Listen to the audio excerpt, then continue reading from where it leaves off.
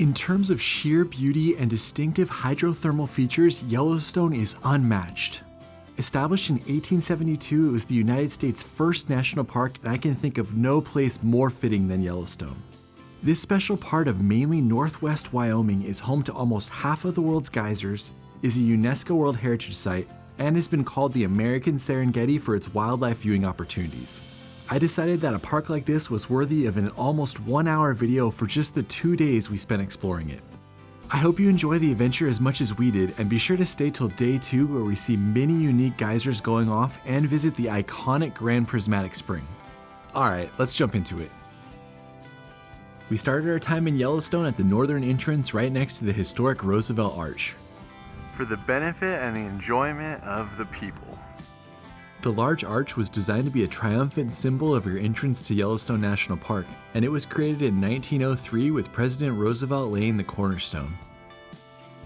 I can't believe it's taken me so long to visit this park, but I'm excited to spend the next 2 days exploring. It is the summer though, so it might be a little busy. So our first little bit of wildlife, there's an animal jam just getting into the park. I think he's deliberately going slow. Yellowstone is known as one of the best parks to see wildlife, so it was only fitting that we saw one right before we entered. From the entrance, it takes about 15 minutes to make it to our first stop at Mammoth Hot Springs. Since it's so close to the northern entrance, which is open year-round, Mammoth Hot Springs is definitely one of the most popular attractions in the park. It's easy to see why when you head out on the trail, as there's so many unique formations to explore here. Palette Hot Springs is the first of the travertine terraces that you'll see, which are formed by calcium carbonate, which is pushed up and deposited. It's so staggering to see how white the rock is here, especially with the blue sky above. Well, that's a pretty good start to Yellowstone National Park. That was our first thing we've seen. From here, the Mammoth Terraces trail heads up to see many different geological features. If you walk the entire thing, it's about 2 miles round trip, but you can just walk as much as you'd like and then head back down. I got incredibly lucky as I was walking to the Minerva Terrace, as there were a couple of deer that came up to explore. It seemed like they were eating something off of it, but I have no idea what. Let me know if you know in the comments. Unfortunately, this part of the trail is closed, so you gotta go all the way around to get to the other side. We continued walking around a little bit, but we didn't go up to the upper terrace because of the detour, and we just continued down to the lower terrace. It's already really, really unique with the hot springs, and my gosh, I'm sure the picture Josh will show you of the deer or the elk on the hot spring is epic. It is. I have no idea if there are deer or elk either, so let me know in the comments. It was really cool to have this experience with my dad, as I had only been to the park once for about a half day, and my dad had never been before, so we were experiencing most all of this for the first time together. From there, we decided to get into our car and go to the Upper Terrace Loop Drive. This is a great way to see some of the park's features without having to leave your car, even though there are a few opportunities to pull out and walk around if you'd like. Pulled out at an area known as Orange Mound. I actually thought that there'd be more to experience on the Loop Drive, but Orange Mound was worth it by itself, as it's an easy drive. Finished our Loop Drive, now we're heading back towards the visitor center, and then we're gonna head east on the Figure 8 Loop. Pops in a geyser. No, a hottie and a hot spring. Boo! Before heading out on the Figure 8 Loop, we wanted to explore a little bit more of the historic part of Mammoth Hot Springs. Here you'll find Fort Yellowstone, which is a National Historic Landmark, and that's where the Visitor Center is. The Visitor Center is great with its exhibits on the animals of the park, and we found it to be a good place to ask rangers questions, and they actually gave us a great recommendation for seeing bison later. Before leaving, we decided to head over to the general store and try to find something to eat for lunch. I got a regular hot dog and Pops got an elk sausage, which ended up being a great lunch. There's also ice cream that a lot of people were excited about. If you need gas, be sure to get it before you leave, and then for us, we decided to head east on the Figure 8 Loop. Here we are at Undine Falls. Not Undies, Undine. It's not like Undies Falls. About 10 minutes from the visitor center, our first stop was at Undine Falls, which is an easy to access waterfall that has a viewpoint only about 2 minutes walk from the parking area. This is about a 60-foot waterfall. About 20 minutes from there was our next stop at Petrified Tree. If you watch these videos, you know we're basically going to stop as much as we possibly can in the park. Heading up to the Petrified Tree.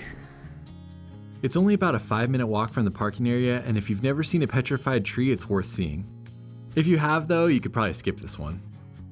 Which one's older, Pops or the Petrified Tree? It's not me, although my knees act as if they are petrified at times, that's for sure. This is a beautiful area that you're driving through, and so far we hadn't had any problems with parking in the summer. Now we're heading into Lamar Valley to hopefully see some wildlife. Bison, baby. Here we go, heading into the Lamar Valley. Look at all of the bison on both sides of the road. I bet there's a couple hundred right here. The ranger told us that the Lamar Valley was the best place to see wildlife, and that was often called the American Serengeti. Both my dad and I were blown away by the sheer amount of bison that we saw here. I bet there was 200 to 300. These guys are fighting a little bit. Yeah. The bison didn't care at all about all of the tourists that were just stopped along the side of the road watching them.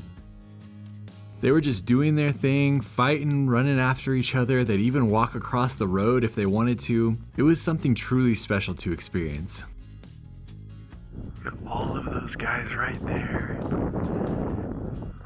And then you cross the road and there's a whole bunch right there as well. My dad and I spent about 45 minutes just sitting here watching the bison. I now understand what a Yellowstone bison jam is. There were a few times that bison came and stood in the road and didn't want to move for 5 to 10 minutes. Of course, the cars couldn't go around, so they basically had to wait it out. We drove a little further, but there was construction, 30-minute delay, so we came back here. We're gonna take a couple more shots and head on, but this is so cool. I feel like I'm on a safari or something with all of these guys on both sides. You can even hear them. I also can't believe that we're just sitting along the side of the road. You can see how many are right outside of our window. It's amazing to see those animals all together. We were talking that they call this like the American Serengeti. I did a safari in Kenya many years ago, and this is truly what it feels like a little bit. Not the same scale, but it's still pretty incredible. You telling me that we're gonna see a lion today? We might. Who knows what we could see. The Lamar Valley is easily a 30-minute detour, so do know that going in. Our next stop on the figure 8 brought us to the Calcite Springs Overlook. You can see the steam rising and you can even smell the sulfur from up here. Both my dad and I were blown away by this view, and we didn't even realize how much better it was going to get as we got further into the park. The landscape of Yellowstone is truly stunning, and this is a great example of it. On the way to the next stop, be sure to watch on the right-hand side for these unique rock columns. Our next stop was Tower Falls, and it ended up being a little bit tricky to find parking here. Basically, we were getting further into the park and it was a busy summer day, so we didn't know how the rest of the day was going to go. It's a short 5-minute walk to the Overlook for Tower Falls, which is an 130-foot waterfall. It's beautiful to see the rocks that surround the waterfall, and it was cool to know that this is one of the ones that Thomas Moran painted in his famous Yellowstone painting series. There's also a general store with ice cream and snacks here if you need something to eat before heading on. As we continued south on the Grand Loop, we drove for about 35 minutes without any major stops other than viewpoints. You can see Mount Washburn here, which is another great hike in the national park, but unfortunately one that we didn't have time to do on our trip. The ranger we talked to told us that he thought Mount Washburn summit was one of the best views in all of Yellowstone, so I'd love to come back and do that. And I have to say that even though this part of the drive is a little bit windy, the views were definitely awesome. Eventually we made it to the Grand Canyon of the Yellowstone, where we are going to be seeing a lot of different viewpoints. Before doing all the other viewpoints of the Grand Canyon of Yellowstone, I wanted to go to Artist Point first, so we came all the way out here, got parking, finally gonna get to see it. Artist Point is known as one of the best views in all of Yellowstone, and it became famous because of the Thomas Moran painting that was done in the late 1800s. People debate whether the painting was actually done from this point, but I have to say, regardless, it's an incredible view in Yellowstone.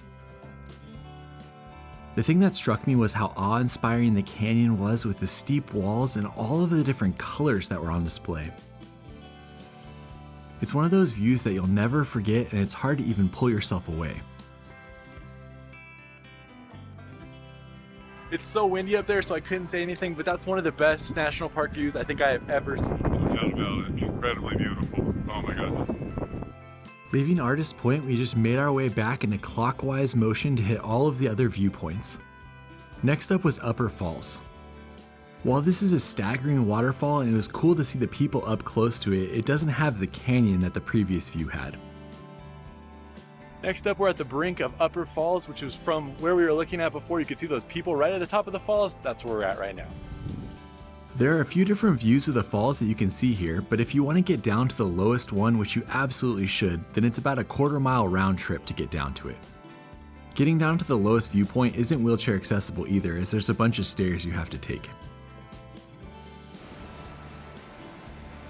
The brink of Upper Falls.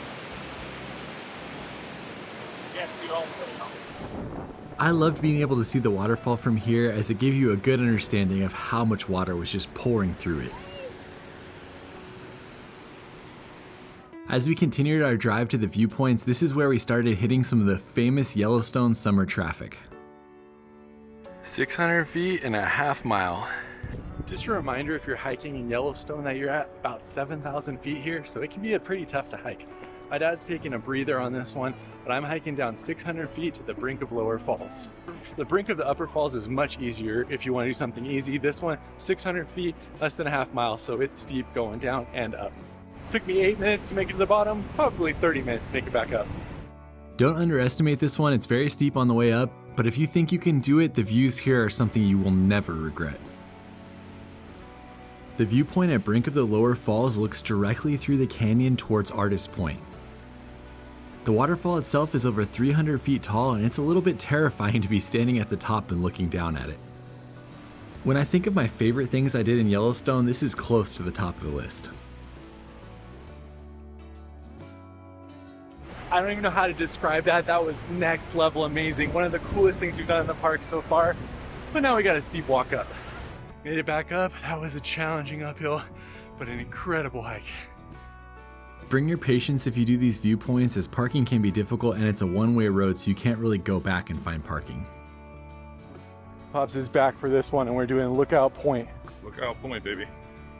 You guys know me, I was gonna go to every single viewpoint that I possibly could, and I would definitely say that Lookout Point is worth going to. It's a higher up and different view of Lower Falls than what you get from Artist Point. Second to last viewpoint, Grand View. After Lookout Point, I wouldn't call the last two something that you absolutely have to do, but if you have the time and you can find a place to park, why not check them out? Each of these viewpoints are a short 5 to 7 minutes from the parking area. You can also hike along the North Rim and just see all of these in one long hike without driving if you want. Last viewpoint of our time, Inspiration Point. Inspiration Point was off the one-way road and had a more dedicated parking area. Plus it had multiple tiers for the viewpoint and great views of the canyon, but you couldn't see the waterfalls from here. All right, we finished driving around the Grand Canyon of the Yellowstone, went to all the viewpoints. My two favorites were Artist Point and then the brink of Lower Falls. What were your two? I love Artist Point, incredible. And then I would say this Inspiration Point where we're sitting at right now, gorgeous. Definitely come see this. Now we're heading on.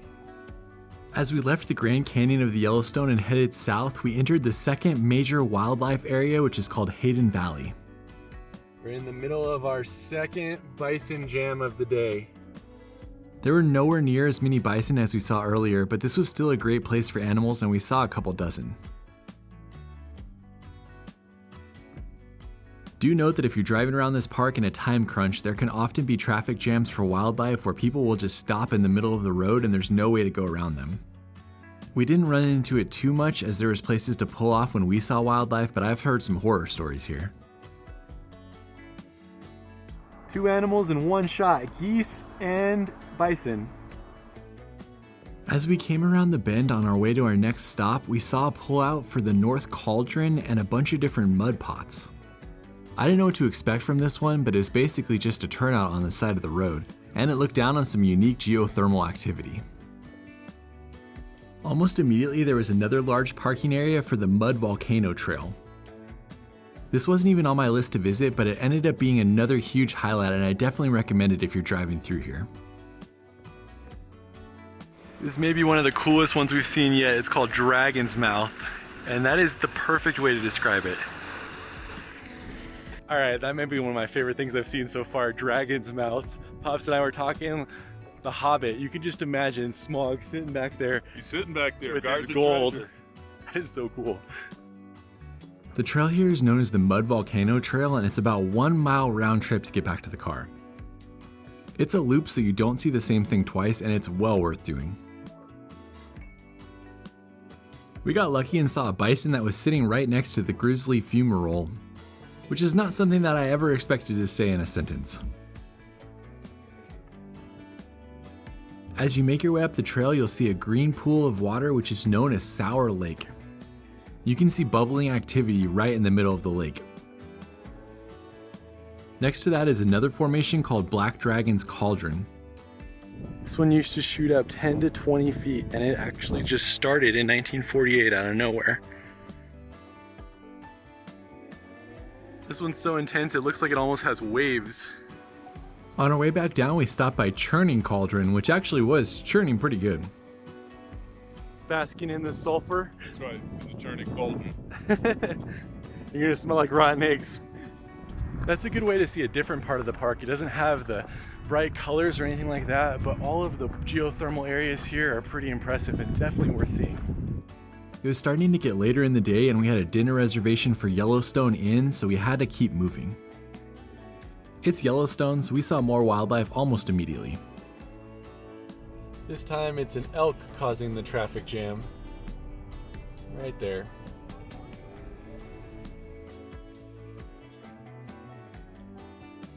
During this section of the drive, you'll be going along Yellowstone Lake, which is the largest high-altitude lake in the United States. It sits at over 7,000 feet, and I would love to spend more time exploring here. For us, our last stop before heading towards Yellowstone Inn was at West Thumb. This is one of the most visited hydrothermal areas in the park since it's right between Grand Tetons National Park and Yellowstone National Park, and most people try to visit both.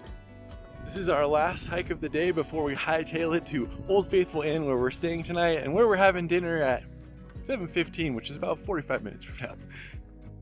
According to the park website, the West Thumb Geyser Basin was the first area of Yellowstone to be written about in publication. A trapper wrote a letter to a family member about this part of the park in the 1820s. Since then, it's become a loved tourist destination with the amount of unique features you can see in one short, less than a mile trail. The most unique part about it is how the geysers actually connect with Yellowstone Lake. You can see multiple geysers out in the water, which is something you would never expect to see. This hike is incredible. The views of the lake with the geothermal features right next to it. Wow, this is awesome. This is Fishing Cone. They said that when you used to be able to fish here, they'd catch their fish and then they'd dip it in that hot water to cook it. I don't know how true that is, but it's a pretty funny story if it is true. No one's allowed to fish here anymore, so I guess we'll never know. The two most well-known features in this geyser basin are the Black Pool and the Abyss. While it wasn't a sunny day to really reflect the colors, they're both a staggering blue when you look into them. Because of the lighting though, the Abyss was pretty hard to see at its true glory. Are you ready for a dad joke? Pops has one for you. It does kind of have a thumb-like appearance. All right, on to Old Faithful Inn, hopefully in time for our dinner reservation. Unfortunately, my perfectly laid out times were a little bit messed up as I didn't realize that there was construction. All right, we made it to the lodge after construction traffic with 5 minutes late for our reservation, so hopefully they kept it for us. I dropped my dad off and he was able to check us in and get us our tables, so it actually worked out perfectly. They didn't give our table away, even though we were late. So you can actually order, or you can just do the signature dinner buffet, which is what we're gonna do. The historic Yellowstone Inn is something that you absolutely have to see, and we'll have a small video just on the hotel a little bit later on this channel. The dinner here was surprisingly good for what it was in the middle of a national park like this. Pops is finishing the meal with some type of bread pudding. Chocolate croissant bread pudding. Oh, I like it. It's very nice. It's not too overpowering like chocolate. All that's left is Old Faithful. They have a sign posted that predicts when the next Old Faithful eruption would be, so we knew we had a little bit of time to kill before we had to make our way over there. All right, here's our room 130. Has 2 beds, 1, 2. We've got a little mirror kind of desk thing over here with 2 chairs. There's a heating fan, no air conditioning because we just got the windows. And then we have a sink.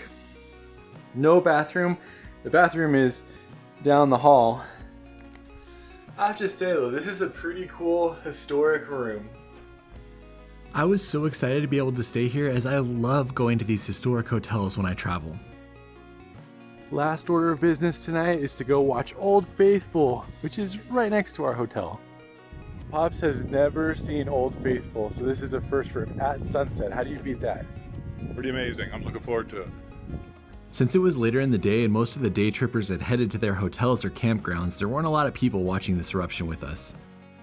We headed all the way around to the other side so that we could see the sun going down with the geyser in front of it. Unfortunately, it didn't time perfectly to get that sunflower, but it was still a pretty special time to see Old Faithful.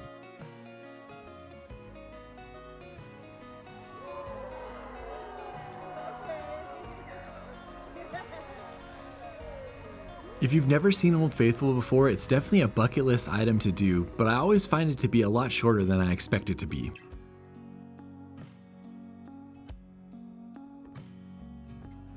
That's really cool. I mean, it's something people are very excited about, come here from all over the world. Yeah, it's a cool thing, yeah. It was like a minute and a half long, but it was still really cool. We'll see you tomorrow.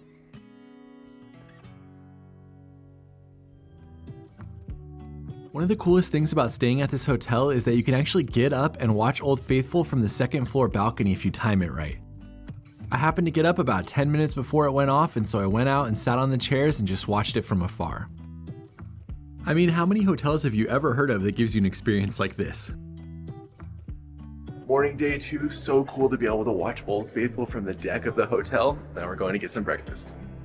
I plan to do a video that does a deep dive on this hotel, but just a few things to note. It's an incredible place that was built in 1903, and it's one of the largest wooden log structures in the world. Breakfast was in the fancy dining room, and it was $16 for the buffet. Pop's breakfast of oatmeal, biscuits and gravy and French toast. I got a breakfast burrito. Considering there's no other real options, it was a nice spot for breakfast in the park. Saying goodbye to our hotel, and Old Faithful is going to go off in about 30 minutes, so I'm going up to the upper observation point. Pops is going to stay down here and see it. Since this was technically my 3rd time seeing Old Faithful on this trip, I decided I wanted to see it from a different angle. There's a 1-mile round-trip trail that goes up a steep hill to a viewpoint in the distance, so I figured I'd try that. All right, from here it's a half mile and 200 feet. Hopefully I make it up before it goes off. Even though they have predictions for the exact time, the predictions are usually plus or minus 10 minutes, so you never know if it's going to go off earlier or later. There's still people down there, so that's a good sign it hasn't gone off yet. If you decide to do this, give yourself some time as the trail is steep and goes up on a bunch of switchbacks. Made it to the top with about 10 minutes to spare. This time Old Faithful went off almost exactly when it was predicted, and I have to say this is a pretty cool spot to view it from. It really helps to give a sense of scale for how big it is with the tiny people and buildings all around it. Here's my dad's view of the same eruption of Old Faithful.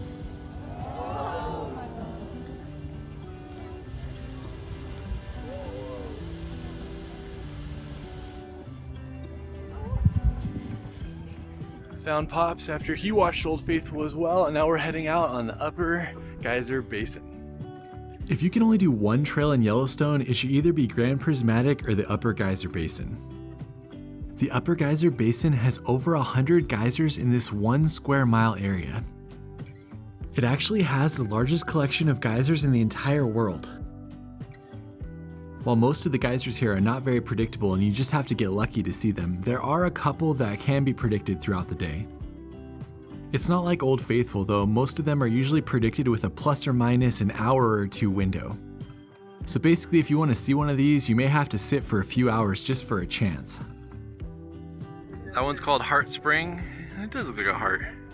That one's called Goggles, which is also a good name. The trail here is an elevated boardwalk, and if you want to do the entire thing from Old Faithful and back, it's about 3.5 miles round trip. My dad and I set aside about a half day for this trail, so we just took our time and saw as many geysers as we possibly could. That one's called Sawmill Geyser. No idea why, but it's pretty cool looking. It's crazy to just be walking through this area and to look over into a geyser and see it just bubbling and steaming. I've been using this geyser time app to try to see when the geysers are going to go off, but some of these are plus or minus 75 minutes, so it's pretty hard to know.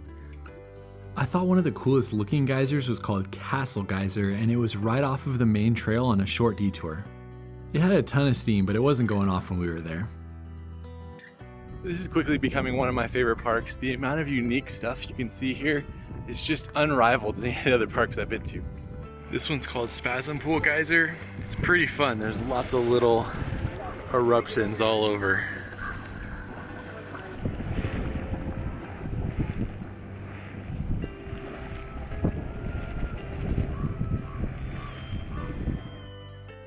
As we arrived at Grand Geyser, which is the world's tallest predictable geyser, we decided that one of us should probably sit and wait since it was supposed to go off within the next 45 minutes. My dad decided to do it and I headed on to another predictable one and he was able to see it within 30 minutes. I definitely wish I would have stayed. He said it went off for about 9 minutes and it shot between 150 and 200 feet into the air. It is pretty cool to be able to capture a natural wonder like that. The other geyser that was supposed to be going off relatively quickly was Riverside Geyser. This one had a plus or minus 45 minutes and we were right in the early stage of that. We decided to kill 2 birds with 1 stone, which is why my dad waited and I just continued on quickly to get to Riverside Geyser and to get my spot. Even without seeing any of the other eruptions though, this is definitely an area that's well worth exploring. There are so many geysers that you can stop and see, and every single one of them looks unique and different than the others. When I arrived at the Riverside Geyser, there was about 15 other people waiting. Watch out, little duck. Geyser's about to go off. Lots of waiting. I ended up waiting about 45 minutes with many false alarms before it actually went off. Plus, it took so long that Pops got to catch up with me too. Jealous Pops got to see Grand and now he's gonna get to see Riverside. He's two for one in today. Grand was amazing today. It was so huge. After a little more waiting, the geyser finally started.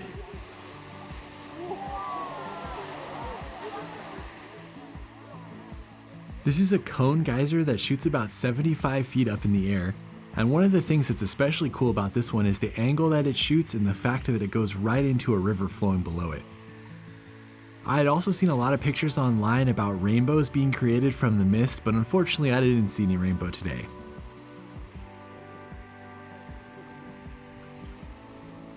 That was a lot of fun. Be prepared to wait if you're gonna go see one of those. It went off 45 minutes later than anticipated. I was there for almost an hour, but totally worth it.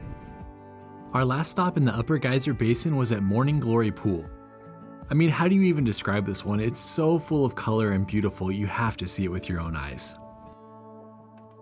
That's an incredible end to this trail. I feel like it doesn't even look real when you're looking down there, and there's so many colors. Oh, they're so vibrant, yeah. On the way back, the trail takes a more direct route that's paved, so you could get all the way out here in a wheelchair if you wanted to. Okay, this is the Yellowstone monster. He's sticking his head up out of the ground. Look, you can see his 2 eyes and his nose. The monster of Yellowstone. I agree, I can see it as well.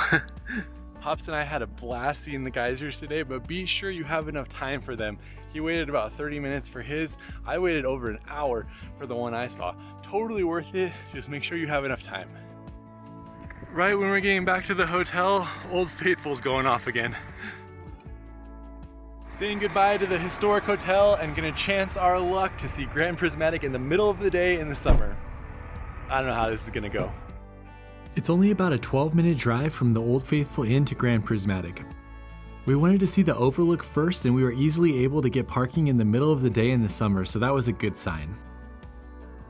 This trail is about a mile round trip with 100 feet of elevation gain to get to the Overlook. You can also continue on to a waterfall that's past it, but we didn't do it on this trip. Grand Prismatic is of course amazing up close, but this viewpoint at the Overlook is one of the best ways to see it. There's our first view of Grand Prismatic right there.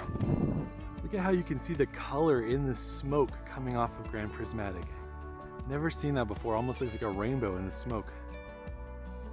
If you need a fun game to play, be sure to count how many times I say Grand Prismatic over the next few minutes. Also, this is something my dad had never seen, so I made him look away on the way up so that he could have a full reveal right when we got to the Overlook. That's amazing. Wow. That's incredible. The colors are amazing. Isn't that so cool? Oh my gosh, yeah. To me, seeing Grand Prismatic from the Overlook is one of the most iconic national park views in the United States. It's up there with Tunnel View in Yosemite, the amphitheater in Bryce. It's just something you will never forget the rest of your life. It's so colorful and massive, and it is the largest hot spring in the United States and the third largest in the world. Like so many things we've seen on this trip, that is just unexplainably beautiful. It's funny how you continue to be surprised by nature. You think you've seen things, right? Oh, I've seen most things. And then you come across something like that, and you're like, I've never seen anything, right? Compared to that. Never seen anything like that before. Yeah, so it just shocks you. It does. That's the perfect way to describe it. Couldn't have said it better myself. Next up was parking for the actual boardwalk at Grand Prismatic, which is notoriously difficult to do. We had the time to kill though, so we just got in line and waited for our turn. All right, so we waited about 20 minutes to get a parking spot in there, which was not too bad, but it's definitely busy. You can park along the side of the road, but it's a long walk if you have to do that. This trail is located in the Midway Geyser Basin, and it's only about 3/4 of a mile round trip. Along the way, there are many stunning things to see. The first of which is a steaming waterfall falling directly into the river. The trail then heads past the massive Excelsior Geyser crater, which is a stunning blue, before starting the one-way foot traffic boardwalk. So it looks like you're looking at a Caribbean Ocean out here, except for the steam. One of the things I found the most unique in this section was just seeing the people silhouetted against the steam coming off of Grand Prismatic. This is a bucket list item for me. I've seen Grand Prismatic from the viewpoint, but I've never seen it from down here. I am so excited. And it is right there. I didn't really know what to expect seeing it from this level, but I have to say it's actually a little bit anticlimactic. It's much, much better to see it from above so you can get a real grasp on how big it is and how colorful it is. That being said, it is still cool to see from this angle, and if the wind blows the steam away a little bit, you get some great views. So the wind took a break, and you can see how much better it is, how much easier it is to see when the steam is just going straight up instead of coming at us. You can start to kind of see those colors. When you look at it from the end of the boardwalk, you can actually see the colors reflecting off the steam a little bit as well, which is pretty cool. We spent about 20 minutes just sitting out here and taking it all in before continuing the boardwalk back to the car. On the way back, there's a few more hydrothermal features you can see, and I definitely recommend heading down the river a little bit to see the waterfall from across. So is it as impressive as the Overlook? I would say No, just because the Overlook is so nuts to see all the colors, but is it something you should do? 100%. It is amazing to see Grand Prismatic up close like that. Do you have any comments? Totally different perspective on it when you're up close, and you can see the kind of the greeniness of it. It's fascinating. Here's a view of the line of cars waiting to find a parking spot, and from here we headed north towards the Fountain Paint Pot Trail. We weren't even planning on doing so much in the park, but every time we get in the car, we see another sign for some other geyser or something, and we're like, should we go? I guess so. So now we're at the Fountain Paint Pots. No idea what I'm gonna see here, but I am excited. We were using an audio guide to navigate around the park, and one of the things they said about this trail is that you can see all 4 of the park's hydrothermal features in one trail. The 4 things are mud pots, geysers, hot springs, and fumaroles. Each of the different types are spread out around the park, so being able to see all of them on one trail is pretty impressive. This trail is a little bit higher up than the road, so you can get some great views out into the Yellowstone landscape from up here as well. Not really sure how to say that, but we were told this is one of the best easy to see geysers in the park, and that is basically going off about 23 hours a day. So if you're looking for an easy geyser, definitely do this trail, and hopefully you'll see it too. I mean, you'd have to be pretty unlucky to not see it while you were doing the trail. It was getting pretty late in the day, so we continued north along the Firehole River, making our way towards the Norris Geyser Basin, which is the last major part of the park we hadn't seen yet. On the way there was a pull-off for Gibbon Falls, which is an 85-foot waterfall right along the main road. It's a short 5-minute walk out to the Overlook if you want to see it. From there, it was only 15 minutes to the Norris Geyser Basin, basically completing our figure 8 of Yellowstone National Park. All right, we made it to Norris Geyser Basin, so I don't want to hear any complaining from you, Pops. This is the last thing we're doing. When have I been complaining? I want to make sure that this has got to be on the video. I have not been complaining. There's 2 trails here. There's a shorter porcelain basin, and then there's the back basin. I think we're motivated enough to do both. If you couldn't tell by watching this video, we did an insane amount of stuff in 2 days in Yellowstone. I probably wouldn't recommend that you do as much as we did unless you're as motivated as we are to see all the things. But yeah, we couldn't not do both of these trails, so we headed out on the porcelain basin first. According to the Park Service, the Norris Geyser Basin is the hottest, oldest, and most dynamic of Yellowstone's thermal features. I loved the way the porcelain basin hike went, as you started up high and got to see the entire area, and then you walked down into it and around on an elevated boardwalk before walking back out. This allowed you to see the features from above and then to get a closer look at each one of them. Look at this awesome little geyser. It's trying really hard to erupt. The highlight of this trail is definitely that steam vent that just keeps going off, and it's loud and powerful. After making our way back up to the visitor center area, we both decided that we were going to do the back basin trail. Here's the back basin. Steamboat Geyser is one of the tallest in the world, but it's completely unpredictable, so a lot of people like to go there and hope it goes off. But there's obviously a lot of other things to see here. The back basin trail is about 1.5 miles round trip, and it goes past about a dozen different hydrothermal features. Steamboat Geyser is of course the main feature here, and it was churning, but it didn't go off. What's crazy about Steamboat is that it says it can damage the cars in the parking lot when it goes off. There were people there who had been waiting all day hoping that they could catch it, but when I looked, it didn't go off for 17 more days after we left. So that geyser last went off June 9th. It said it can go off every 4 days or 50 years, and that you have no idea, but it's something that a lot of people in the park come and sit next to and hope that it goes off when they're there. I like those trees behind it, that's cool. We thought about sitting and waiting at Steamboat for a little bit, but I'm glad we didn't and that we just completed our hike. This one is supposedly one of the most acidic in the entire park. We're here at 5:30, and what do you see? Look at this. We have this whole place to ourselves, it seems like. Summer in Yellowstone and we have this place to ourselves. Crazy. Just come late in the day, everybody's gone. While Norris Geyser Basin is not one of the top attractions, it was still pretty nuts that my dad and I were the only people on this trail. It could have been the fact that we were both exhausted, but even though we loved walking around the back basin, it wasn't one of the most impressive we had seen. It's a lot more of the mud pot type things and a lot less of the big colorful hot springs.